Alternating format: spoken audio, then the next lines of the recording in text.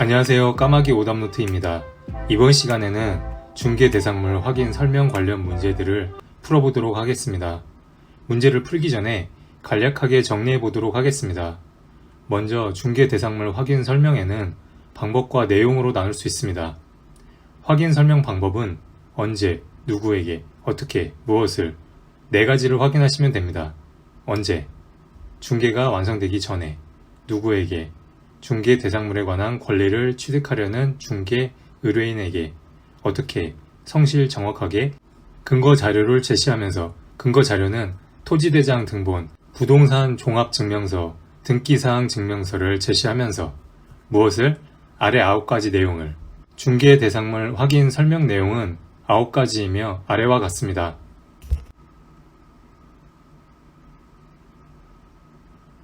다음은 중개 대상물 확인 설명서 작성입니다. 5가지를 확인하시면 됩니다. 1. 언제? 중개가 완성되어 거래 계약서를 작성하는 때에. 2. 누구에게? 거래 당사자에게. 3. 어떻게? 개업 공인중개사가 서명 및 날인하여. 소공이 있는 경우 소공도 같이, 분사무소는 분사무소 책임자가. 4. 무엇을? 중개 대상물 확인 설명 내용 9가지를. 5. 보관은 발급 후 3년간 원본, 사본 또는 전자문서를 보존한다. 확인 설명사항이 공인전자문서센터에 보관된 경우는 제외합니다. 유의사항입니다.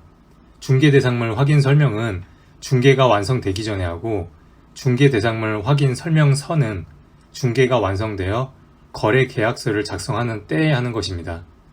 12년 28번 문제는 틀린 것을 찾는 문제입니다. 1번. 개업 공인중개사가 중개를 의뢰받은 경우 중개 대상물에 대한 확인 설명은 중개가 완성되기 전에 해야 한다. 맞습니다. 2번. 개업 공인중개사의 중개 대상물에 대한 확인 설명은 당해 중개 대상물에 대한 권리를 취득하고자 하는 중개 의뢰인에게 해야 한다. 맞습니다. 3번. 개업 공인중개사는 중개가 완성되어 거래 계약서를 작성하는 때에는 중개 대상물 확인 설명서를 작성하여 거래 당사자에게 교부해야 한다. 맞는 내용입니다. 4번.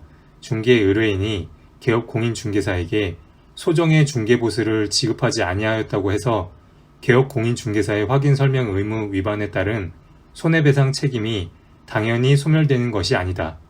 대법원 판례에 의해서 맞는 내용입니다. 5번. 주거용 건축물의 경우 소음, 진동은 개업 공인중개사인 중개사가 확인하기 곤란하므로 확인 설명할 사항에 해당하지 않는다.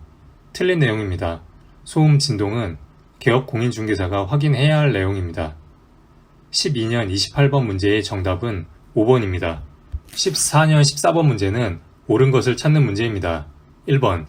개업 공인중개사는 중개가 완성되어 거래 계약서를 작성하는 때 확인 설명사항을 서면으로 작성하여 거래 당사자에게 교부하고 확인 설명서 사본을 5년간 보존해야 한다. 5년이 아니라 3년입니다. 2번. 개업 공인중개사는 중개 대상물의 상태에 관한 자료 요구에 매도 의뢰인이 불응한 경우 그 사실을 매수 의뢰인에게 설명하고 중개 대상물 확인 설명서에 기재해야 한다. 맞는 내용입니다. 3번. 중개 대상물 확인 설명서에는 개업 공인중개사가 서명 또는 날인하되 당해 중개 행위를 한 소속 공인중개사가 있는 경우에는 소속 공인중개사가 함께 서명 또는 날인해야 한다. 서명 또는 날인이 아니라 서명 및 날인을 해야 합니다. 2가지 다 해야 합니다. 4번. 공동중개의 경우 중개 대상물 확인 설명서에는 참여한 개업 공인중개사, 소속 공인중개사를 포함합니다. 중 1인이 서명 날인하면 된다. 참여한 개업 공인중개사 모두 서명 날인해야 합니다. 틀린 내용입니다. 5번. 중개가 완성된 후 개업 공인중개사가 중개 대상물 확인 설명서를 작성하여 교부하지 아니한 것만으로도 중개사무소 개설 등록 취소 사유에 해당한다. 틀렸습니다. 업무 정지 사유에 해당합니다. 14년 14번 문제의 정답은 2번입니다. 17년 32번 문제는 옳은 것을 고르는 문제입니다. 기억. 시장 학교와의 근접성 등 중개 대상물의 입지 조건은 개업 공인중개사가 확인 설명해야 하는 사항에 해당한다. 맞습니다. 입지 조건은 확인 설명 내용입니다. 니은 개업 공인중개사가 중개대상물 확인 설명서의 사본을 보존해야 할 기간은 5년이다. 틀린 내용입니다. 3년입니다. 디귿 당해 중개 행위를 한 소속 공인중개사가 있는 경우 확인 설명서에는 개업 공인중개사와 그 소속 공인중개사가 함께 서명 및 날인해야 한다. 맞습니다. 리을 중개 업무를 수행하는 소속 공인중개사가 성실 정확하게 중개 대상물의 확인 설명을 하지 않은 것은 소속 공인중개사의 자격 정지 사유에 해당한다. 맞는 내용입니다.